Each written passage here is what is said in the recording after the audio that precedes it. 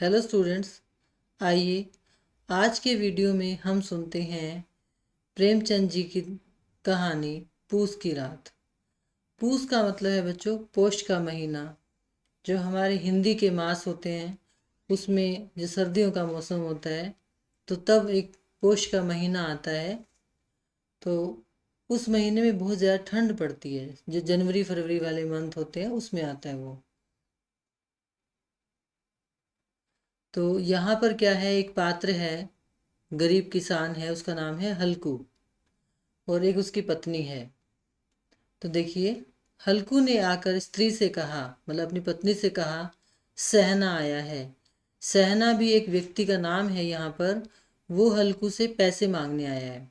लाओ, जो रुपए रखे हैं उसे दे दूं, किसी तरह गला तो छूटे। यानी हल्कू अपनी पत्नी से कहता है कि सहना को देने के लिए पैसे दे दो, नहीं तो फिर जो है ना लड़ाई झगड़ा होगा। मुन्नी, जो हल्कू की पत्नी है, मुन्नी झाड़ू लगा रही थी, पीछे फिर कर बोली, 3 ही तो रुपए हैं, दे दोगे तो कंबल कहाँ से आवेगा, क्योंकि जाड़ा का मौसम है, सर्दी का मौसम है, तो उनको कंबल की ज़रूरत है। कंबल मतलब कंबल ओढ़ने के लिए। और उस समय तो जिस समय ये कहानी लिखी गई होगी, 3 रुपए भी एक बड़ी अमाउंट होती थी। माघ पूस की रात हार में कैसे कटेगी, उससे कह दो फसल पर दे देंगे, अभी नहीं। तो मुन्नी जो है वो विरोध करती है कि भी 3 रुपए हैं, वो भी उसको दे दिए तो कंबल कैसे आएगा, और इतनी भरी ठंड में हम रात कैसे काटा करेंगे। इसलिए उसको कह दो कि जब फसल हो जाएगी तब हम पैसे दे देंगे। हल्कू एक क्षण अनिश्चित दशा में खड़ा रहा। पूस सिर पर आ गया। कंबल के बिना हार में रात को वह किसी तरह नहीं जा सकता। मगर सहना मानेगा नहीं, गुड़कियां जमावेगा, गालियां देगा। अब हल्कू एक दुविधा में फंस गया है कि सहना को पैसे नहीं देता तो सहना उसके साथ झगड़ा करेगा। उस सहना को पैसे दे देता है तो सारी सर्दी उनको जो है ना वो ठंड में काटनी पड़ेगी रातें, और उनके पास ओढ़ने के लिए कंबल नहीं होगा। तो वो एक दुविधा की स्थिति में फंस गया है। फिर वो क्या सोचता है देखो, बला से जाड़ों मरेंगे, बला तो सिर से टल जाएगी कि भी चाहे हम सर्दी में मरेंगे लेकिन ये झगड़ा तो निपट जाएगा। यह सोचता हुआ वह अपना भारी भरकम डील लिए हुए, जो उसके नाम को झूठ सिद्ध करता था, यानी कि वो भारी शरीर वाला मोटा व्यक्ति है लेकिन उसका नाम हल्कू है, इसलिए लेखक ने ऐसा लिखा है, स्त्री के समीप आ गया और खुशामद करके बोला, ला दे दे, गला तो छूटे। तो मतलब वो अपनी पत्नी को मनाता है और उसको कहता है कि भाई तू पैसे दे ही दे, कम से कम इससे तो पीछा छूटेगा। कम्बल के लिए कोई दूसरा उपाय सोचूंगा। मुन्नी उसके पास से दूर हट गई और आंखें तरेरती हुई बोली, कर चुके दूसरा उपाय? जरा सुनूं तो कौन सा उपाय करोगे? कोई खैरात दे देगा कंबल? अब क्योंकि मुन्नी को जो है ना गुस्सा आता है कि भाई अब इससे कुछ होना तो है नहीं, इतना कमाई मतलब इनके पास है नहीं साधन कि वो कोई और उपाय करके कहीं से कंबल के लिए पैसे जुटा ले। तो वो उसके साथ उस मतलब ऐसे बोलती है, न जाने कितनी बाकी है जो किसी तरह चुकने ही नहीं आती। मैं कहती हूँ, तुम क्यों नहीं खेती छोड़ देते? मर मर काम करो, उपज हो तो बाकी दे दो। चलो छुट्टी हुई, बाकी चुकाने के लिए ही तो हमारा जन्म हुआ है। पेट के लिए मजूरी करो, ऐसी खेती से बाज आई, मैं रुपए ना दूंगी ना दूंगी। तो मतलब वो कहती है कि थोड़ी सी तो खेती होती है, उससे भी जो पैसे आते हैं तो वो हम उधार चुकाने में ही खर्च कर देते हैं। तो ऐसी खेती तो मतलब ना ही हो बेशक। और वो कह रही है कि जितने रुपए मेरे पास हैं मैं उसको नहीं दूंगी। तो हल्कू उदास होकर बोलता है, तो क्या गाली खाऊं? मतलब पूछता है भी उसकी गालियां सुन लो। मुन्नी ने तड़प कर कहा, गाली क्यों देगा, क्या उसका राज है? मगर यह कहने के साथ ही उसकी तनी हुई भौहें ढीली पड़ गई। अब वास्तविकता तो मुन्नी को भी पता है कि भी कहीं से पैसे आएंगे नहीं, तो मतलब उसका जो गुस्सा है वो थोड़ा ढीला पड़ गया। हल्कू के उस वाक्य में जो कठोर सत्य था, वह मानो एक भीषण जंतु की भांति उसे घूर रहा था। मतलब हल्कू जो सच कह रहा था, मुन्नी जानती थी कि उसका कोई हल नहीं है। उसने जाकर आले पर से रुपए निकाले। आले मतलब दीवार में ना पहले एक छोटे छोटे ऐसे झरोके से बना देते थे जहाँ पर लोग दिया वगैरह मोमबत्ती वगैरह रखते थे, सामान रखते थे। तो उस आले में मुन्नी ने रुपए रखे हुए थे, वो लेने के लिए चली गई, मतलब निकाल लिए उसने। और लाकर हल्कू के हाथ पर रख दिए। फिर बोली, तुम छोड़ दो अब किसे खेती, मजूरी में सुख से एक रोटी तो खाने को मिलेगी, किसी की धौंस तो न रहेगी। अच्छी खेती है, मजूरी करके लाओ, वह भी उसी में झोंक दो, उस पर धौंस।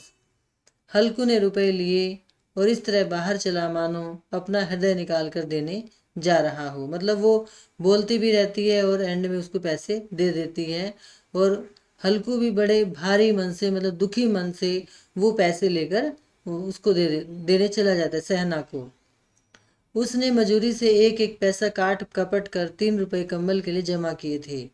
वह आज निकले जा रहे थे। एक एक पग के साथ उसका मस्तक अपनी दीनता के भार से दबा जा रहा था। पूस की अंधेरी रात, आकाश पर तारे भी ठिठुरते हुए मालूम होते थे। हल्कू अपने खेत के किनारे ऊख के पत्तों की एक छतरी के नीचे बांस के खटोले पर अपनी पुरानी गाढ़े की चादर ओढ़े पड़ा कांप रहा था। तो मतलब वो सीन खत्म हो गया कि हल्कू ने पैसे लिए और उस व्यक्ति को दे दिए, और अब जो है वो रात का समय हो गया और हल्कू अपने खेत में रखवाली करने के लिए पहुंच गया। वहां पर उसके पास एक टूटी फूटी सी खाट है जिस पर वो पड़ा रहता है, लेटा रहता है मतलब, और एक पुरानी चादर है उसको ओढ़े रहता है। खाट के नीचे उसका संगी कुत्ता जबरा पेट में मुंह डाले सर्दी से कू कू कर रहा था। दो में से एक को भी नींद ना आती थी। तो उसके साथ एक कुत्ता है, उसका नाम जबरा है। तो जबरा भी वही है और हल्कू भी वही है, और कुत्ते को भी ठंड लग रही है और हल्कू को भी ठंड लग रही है। तो दोनों सोने की कोशिश कर रहे हैं पर नींद किसी को नहीं आ रही है। हल्कू ने घुटनियों को गर्दन में चिपकाते हुए कहा, क्यों जबरा, जाड़ा लगता है? कहता तो था घर में पुआल पर लेटा रहे, तो यहाँ क्यों, क्या लेने आए थे? तो हल्कू को जो है ना, मतलब एक तरह से उस जबरा पर एक उस तरस आता है, यानी उसको सहानुभूति होती है भी ये बेचारा मेरे चक्कर में खेत में आ गया और ठंड में मर रहा है। अब खाओ ठंड, मैं क्या करूं? जानते थे मैं यहाँ हलवा पूरी खाने आ रहा हूँ, दौड़े दौड़े आगे आगे चले आए। मतलब कुत्ते से बातें कर रहा है और उसको कह रहा है भी तुझे ऐसा लग रहा था कि मैं यहाँ हलवा पूरी खाने आया हूँ और तू मेरे साथ साथ आ गया, अब रो नानी के नाम को। जबरा ने पड़े पड़े दुम हिलाई और अपने कू कू को दीर्घ बनाता हुआ एक जम्हाई लेकर चुप हो गया। उसकी श्वान बुद्धि को ने शायद ताड़ लिया, स्वामी को मेरी कू कू से नींद नहीं आ रही है। तो मतलब उसने कू कू करने भी बंद कर दी। हल्कू ने हाथ निकालकर जबरा की ठंडी पीठ सहलाते हुए कहा, कल से मत आना मेरे साथ, नहीं तो ठंडे हो जाओगे। यह रांड पछुआ न जाने कहाँ से फिर बर्फ लिए आ रही है। उठूं? पछुआ मतलब पश्चिमी हवाएं, जो ठंडी हवाएं चलती हैं। तो वो कह रहे हैं कि न जाने की बर्फीली हवाएं कहाँ से आती हैं। उठूं? फिर एक चिलम भरूं, किसी तरह रात तो कटे न। चिलम पी पी कर वो जो है ना रात काटता है। 8 चिलम तो पी चुका। यह खेती का मज़ा है। और एक एक भगवान ऐसे पड़े हैं जिनके पास जाड़ा जाए तो गर्मी से घबरा कर भागे। मोटे मोटे गद्दे, लिहाफ, कंबल। मजाल है जाड़े का गुजर हो जाए, तकदीर की खूबी। मजूरी हम करें, मज़ा दूसरे लूटें।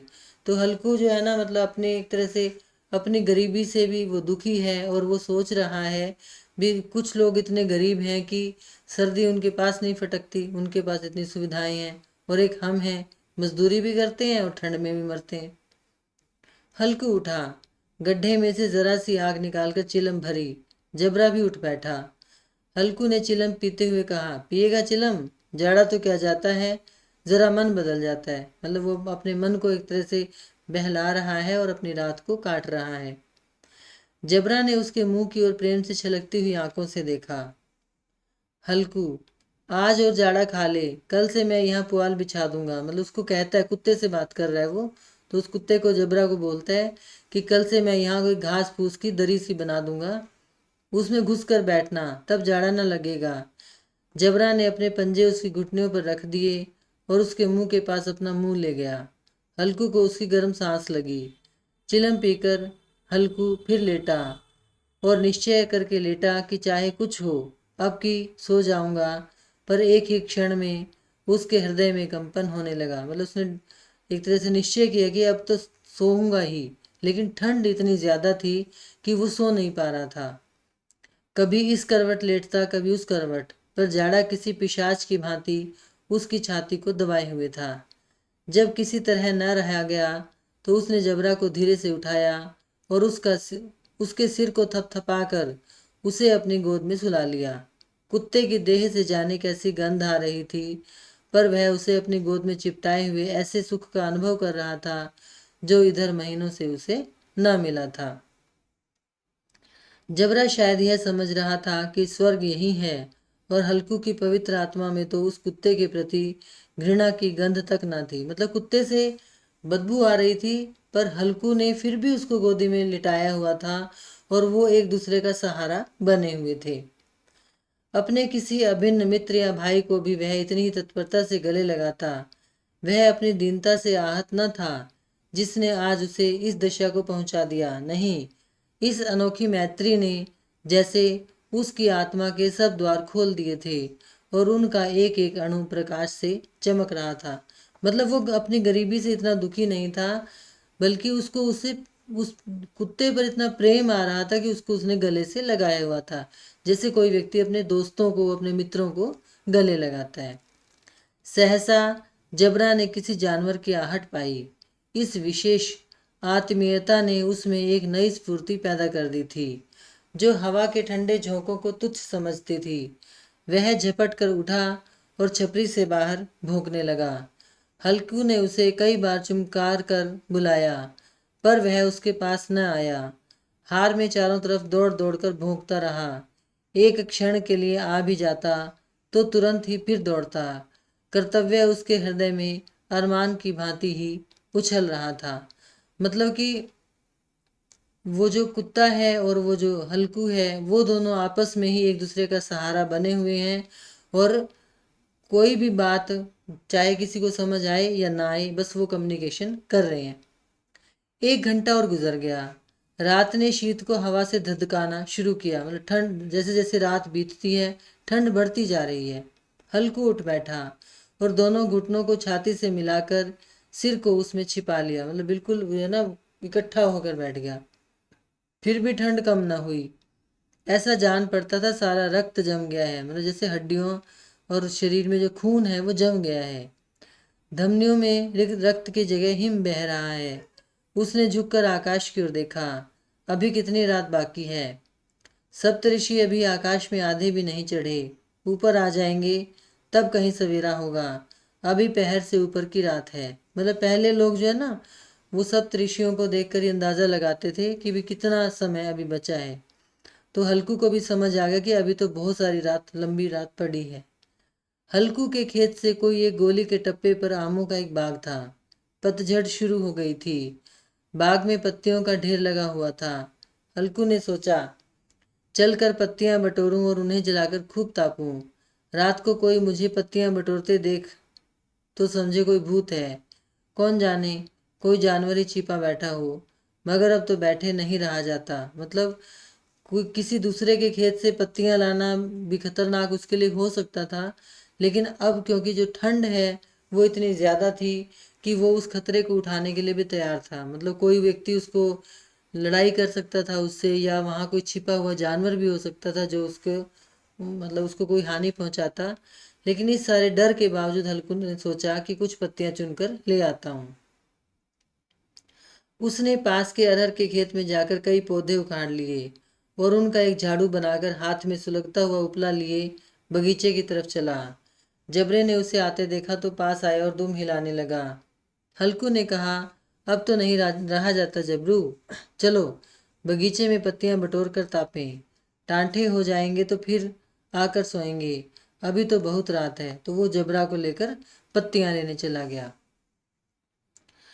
जबरा ने कूं कूं करके सहमति प्रकट की और आगे आगे बगीचे की ओर चला। बगीचे में खूब अंधेरा छाया हुआ था और अंधकार में निर्दय पवन पत्तियों को कुचलता हुआ चला जाता था। वृक्षों से ओस की बूंदें टप टप नीचे टपक रही थी। एकाएक एक झोंका मेहंदी के फूलों की खुशबू लिए हुए आया। बस ये खेत का दृश्य है कि मतलब कहीं पर जब वो जाता है पत्तियां लेने के लिए तो वहाँ तो खूब अंधकार छाया हुआ है और ओस की जो बूंदें हैं वो वृक्षों से टपक रही हैं। कहीं से मेहंदी के फूल मतलब मेहंदी के जो पौधा है उससे मेहंदी की खुशबू आने लगती है। हल्कू ने कहा, कैसी अच्छी महक आई जबरू, तुम्हारी नाक में भी तो सुगंध आ रही है। जबरा को कहीं जमीन पर एक हड्डी पड़ी मिल गई, वह उसे चिचोड़ रहा था। हल्कू ने आग जमीन पर रख दी और पत्तियां बटोरने लगा। जरा देर में पत्तियों का ढेर लग गया। हाथ ठिठुरे जाते थे, नंगे पांव गले जाते थे और वह पत्तियों का पहाड़ खड़ा कर रहा था। इसी अलाव में वह ठंड को जलाकर भस्म कर देगा। थोड़ी देर में अलाव जल उठा। उसकी लो ऊपर वाले वृक्ष की पत्तियों को छू छू कर भागने लगी। उस अस्थिर प्रकाश में बगीचे के विशाल वृक्ष ऐसे मालूम होते थे मानो उस अथाह अंधकार को अपने सिर पर संभाले हुए हों। अंधकार के उस अनंत सागर में यह प्रकाश एक नौका के समान हिलता मचलता हुआ जान पड़ा। तो यानी कि उसने वो पत्तियों का पहाड़ बनाया और उसको जला दिया और खूब ऊंची लपटें वहां पर उठ रही थी और उससे प्रकाश भी चारों ओर हो गया और जो है ना थोड़ा सा जो मतलब उसको सुकून मिला ठंड से। हल्कू अलाव के सामने बैठा आग ताप रहा था। एक क्षण में उसने दोहर उतार बगल में दबा ली, दोनों पांव फैला दिए, मतलब जिस चादर को उसने ओढ़ा हुआ था उसको साइड में रख दिया, मानो ठंड को ललकार रहा हो। तो मतलब उस आग से उसको तपिश मिली और उसको थोड़ा सुकून मिला। तेरे जी में आए जो आए सो कर, यानी कि उसको ऐसा लग रहा था कि हल्कू ठंड से कह रहा है कि अब देख तू कैसे लगती है। ठंड की असीम शक्ति पर विजय पाकर वह विजय गर्व को हृदय में छिपा न सकता था। उसने जबरा से कहा, क्यों जब्बर, अब ठंड नहीं लग रही है? जब्बर ने कू कू करके मानो कहा, अब क्या ठंड लगती ही रहेगी, पहले से यह उपाय न सूझा, नहीं तो इतनी ठंड क्यों खाते। तो उसको लगता कि भाई पहले अगर हमें ये दिमाग में आ जाता कि हम आग जला लें तो इतनी ठंड में ना मरते। जब्बर ने पूंछ हिलाई, अच्छा आओ इस अलाव को कूद कर पार करें। तो वो मतलब एक बच्चों की तरह खेलने लगता है उसके साथ, कुत्ते के साथ। देखिए कौन निकल जाता है, अगर जल गए बच्चा तो मैं दवा ना करूंगा। जब्बर ने उस अग्नि राशि की ओर कातर नेत्रों से देखा। मुन्नी से कल न कह देना, नहीं तो लड़ाई करेगी। यह कहता हुआ वह उछला और उस अलाव के ऊपर से साफ निकल गया, मतलब वो आग के ऊपर से कूद कर दूसरी तरफ चला गया। पैरों में जरा लपट लगी पर वह कोई बात न थी। जबरा आग के गिर्द घूमकर उसके पास आ खड़ा हुआ, लेकिन कुत्ता समझदार है, कुत्ता जो है ना उसके ऊपर से नहीं कूदा, साइड से होकर वहीं चला गया जहां हल्कू था। हल्कू ने कहा, चलो चलो इसकी सही नहीं, ऊपर से कूद कर आओ। तो हल्कू कहता है ऐसे नहीं बात बनेगी, ऊपर से कूद के आ। वह फिर कूदा और अलाव के इस पार आ गया और हल्कू वापिस उस आग के ऊपर से कूदकर दूसरी ओर आ गया। पत्तियां जल चुकी थी, बगीचे में फिर अंधेरा छा गया था। राख के नीचे कुछ कुछ आग बाकी थी जो हवा का झोंका आ जाने पर जरा जाग उठती थी, पर एक क्षण में फिर आंखें बंद कर लेती थी। हल्कू ने फिर चादर ओढ़ ली और गर्म राख के पास बैठा हुआ एक गीत गुनगुनाने लगा। उसके बदन में गर्मी आ गई थी, पर ज्यों ज्यों शीत बढ़ती जाती थी उसे आलस्य दबाए लेता था, क्योंकि अब बॉडी में उसको तपिश मिल गई ना, उसको गर्मी मिल गई, तो उसको जो है ना आराम मिला और उसको अब नींद आने लगी। जबरा जोर से भौंक कर खेत की ओर भागा। हल्कू को ऐसा मालूम हुआ कि जानवरों का एक झुंड खेत में आया है, शायद नील गायों का झुंड है। उनके कूदने दौड़ने की आवाजें साफ कान में आ रही थी। फिर ऐसा मालूम हुआ कि खेत में चर रही हैं।